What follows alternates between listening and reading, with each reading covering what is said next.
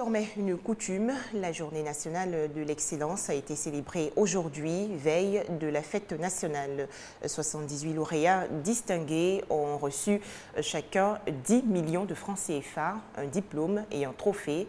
La cérémonie s'est déroulée au palais présidentiel en présence du chef de l'État Alassane Ouattara. Demain, vendredi 7 août, la Côte d'Ivoire va donc célébrer sa fête nationale. C'est le 55e anniversaire de son indépendance. Le président de la République, Alassane Ouattara, va prononcer un discours ce soir sur les antennes de la télévision nationale. La fête nationale est un grand événement en Côte d'Ivoire. Ses préparatifs vont bon train dans tout le pays. À Abidjan, par exemple, une grosse effervescence est constatée dans les rues. Les gadgets aux couleurs nationales connaissent un succès important. Il s'agit des t-shirts, casquettes et autres foulards vendus dans les rues. La Côte d'Ivoire indépendante a 55 ans ce vendredi 7 août. L'événement se prépare activement. Occasion aussi pour faire de bonnes affaires. Sur les voies publiques, des gadgets de toutes sortes aux couleurs nationales sont proposés aux usagers. Je vends un à 2000. Le soir, il peut me retrouver à une somme de 150 000. Dieu merci, on ne se plaint pas. Bon, ça va un peu.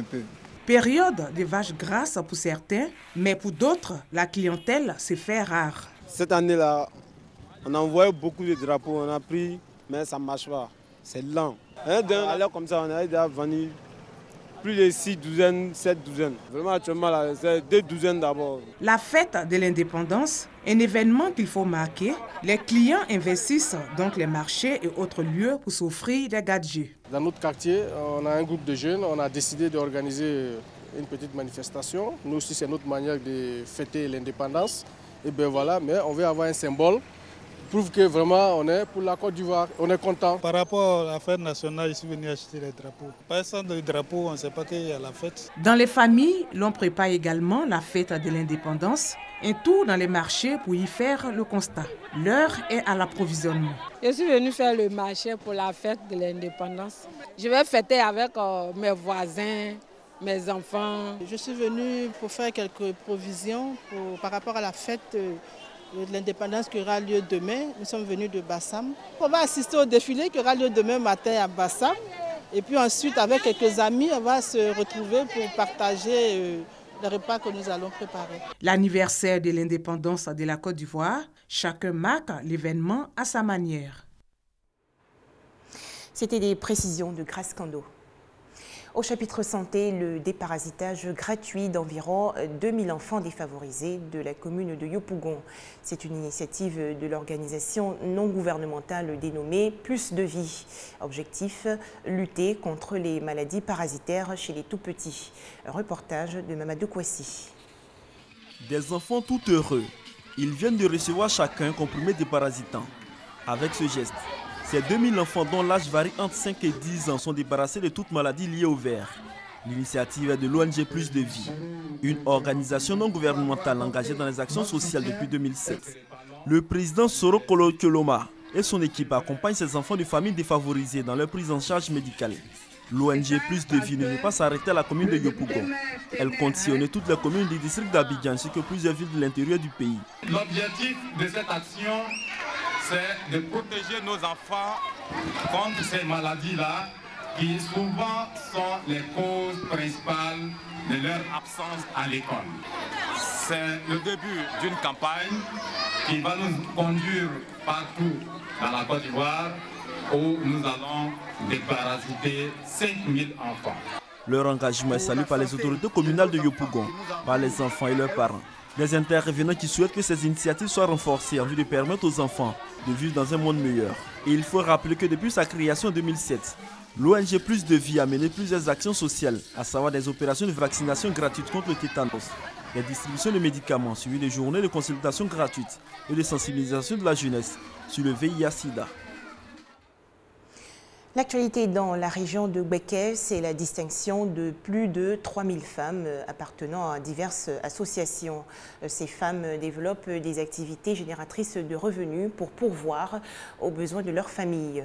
La cérémonie s'est déroulée récemment dans la commune de Béoumi.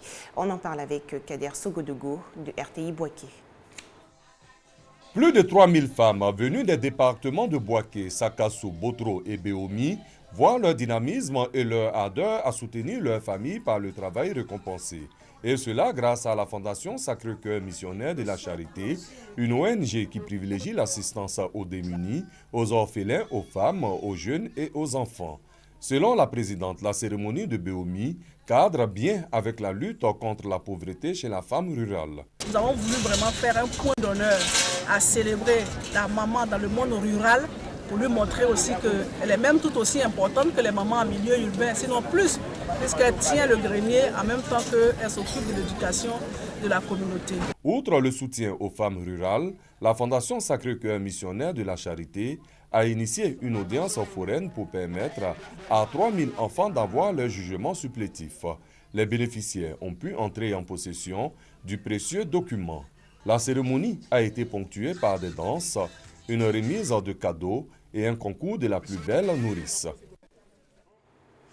Toujours dans le centre du pays, l'ouverture du séminaire d'information et d'échange sur les contrats pluriannuels à niveau de service. Plusieurs techniciens de la route, financiers et autres spécialistes de ces contrats participent aux travaux. Au menu, des réflexions sur la réalisation et l'entretien des infrastructures routières. Kwadio Kwame de RTI Bouaké. La Côte d'Ivoire, c'est 75 000 km de voies non revêtues, 6 500 km de voies revêtues et 200 km d'autoroutes.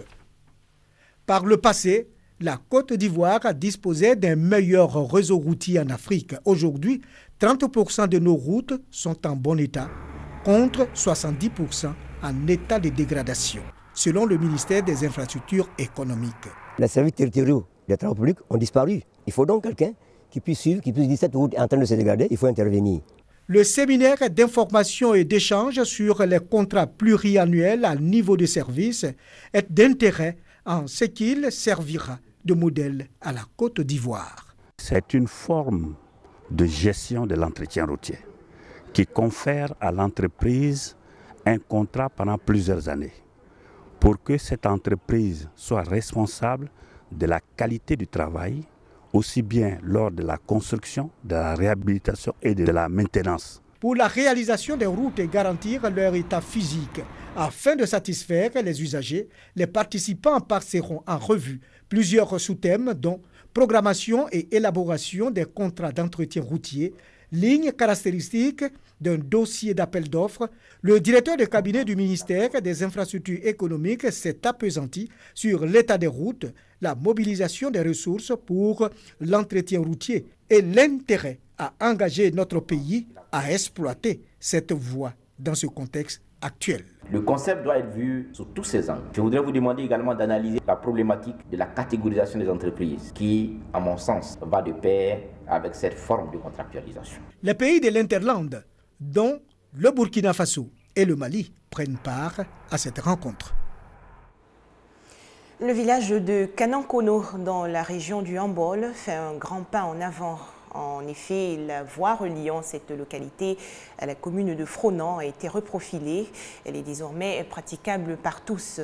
Kanankono sort ainsi de son désenclavement 20 ans après. Les explications de Hassan Khan et Kader Sogodougou de RTI Bouaké. Difficultés d'accès au village. Coupeurs de route sont aujourd'hui un mauvais souvenir pour les populations de Kanankono, village situé à 14 km de la commune de Fronan. La voie reliant la commune au village est désormais praticable. Cette voie a été reprofilée par le maire de Katiola, Kamara Thomas. La remise officielle de cette voie a eu lieu à Fronan en présence des autorités politiques et administratives de la région du Hambol.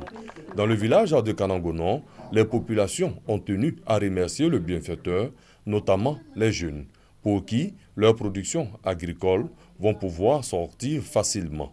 Cette voie réhabilitée, ça va nous encourager à prendre nos marchandises, à mener jusqu'à Fronan ou soit Katiola sans problème. Le maire Kamara Thomas vient mettre fin à 20 ans de calvaire. Il y avait tellement de souffrance au regard du bien que cela allait apporter à la population. Je pouvais faire cette dépense pour justement soulager nos parents. L'honorable Wassena Kone, parrain de la cérémonie, a invité la population à travailler pour le développement de la région du Hambol. Je pense que c'est cette politique que mes jeunes frères, que mes enfants doivent chercher à pratiquer dans l'intérêt de la région.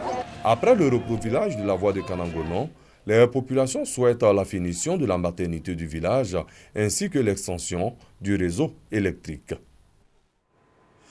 Culture à présent avec la 3e édition du Festival des Arts et de la Culture Agny. La rencontre va se tenir du 26 au 30 août prochain dans le royaume du Saint-Louis. C'est dans le sud-est du pays. Les préparatifs de l'événement vont bon train. Une conférence a été prononcée par l'historien Simon-Pierre Ekanza. La personne du roi, l'organisation sociopolitique et l'exercice du pouvoir en pays akan, singulièrement chez l'Agny. 3 axes importants sur lesquels le professeur Simon-Pierre Ekanza a édifié l'auditoire au cours de sa conférence. Pour l'enseignant d'histoire à l'université Félix-Faure-Boigny de Cocody, le Festival des Arts et de la Culture Agny Festagny est une lucane appropriée pour la transmission des valeurs culturelles et traditionnelles. En pays Agny, nous avons un individu qui incarne donc le pouvoir qui est centralisé. Et cet individu, c'est bel et bien le roi.